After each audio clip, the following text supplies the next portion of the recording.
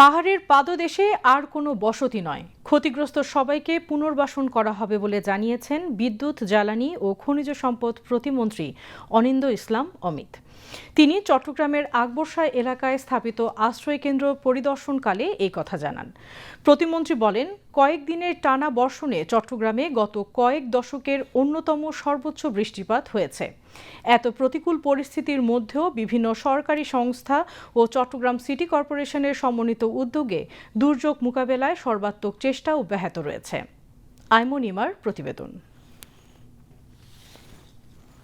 টানা কয়েকদিনের ভারী বর্ষণ, জলাবদ্ধতা আর পাহাড় ধসে বিপর্যস্ত চট্টগ্রাম।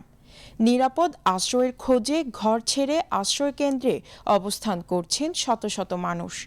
তাদের খোঁজ খবর নিতে আকবরশাহ এলাকার ব্র্যাক প্রাথমিক বিদ্যালয় আশ্রয়কেন্দ্র পরিদর্শনে যান বিদ্যুৎ, জ্বালানি ও খনিজ সম্পদ প্রতিমন্ত্রী অনিন্দ্য ইসলাম অমিত।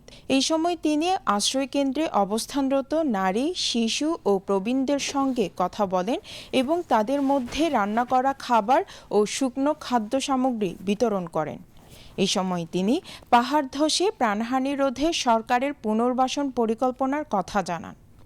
প্রতি বছর এই পাহাড় ধসে যখন জীবনহানি ঘটে, এটি আমাদের জন্য অত্যন্ত কষ্টের কারণ হয়ে দাঁড়ায়, কিন্তু এর থেকে আমরা খুব বেশি শিক্ষা গ্রহণ করতে পারি না বলে প্রতি বছর এই ধরনের দুর্ঘটনা ঘটে।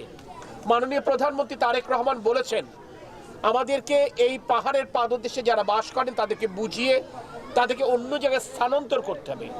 সরকার তাদেরকে বিকল্প জায়গায় স্থায়ী পুনর্বাসনের বন্দোবস্ত করে দেবে ইনশাআল্লাহ। চট্টগ্রাম সিটি কর্পোরেশনের মেয়র বলেন, পাহাড় কাটা ও অবৈধ দখলদারদের বিরুদ্ধে কঠোর ব্যবস্থা নেওয়া হয়েছে।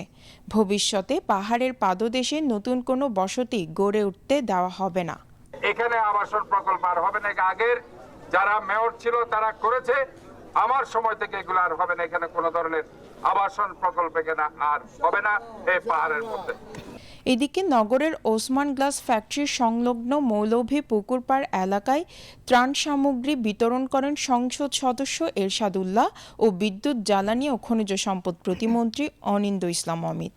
দুর্যোগ পরবর্তী সময়ে ক্ষতিগ্রস্ত মানুষের নিরাপদ পুনর্বাসন এবং পাহাড় ধসের ঝুঁকি কমাতে দীর্ঘমেয়াদী পরিকল্পনা বাস্তবায়নের আশ্বাস দিয়েছে সরকার।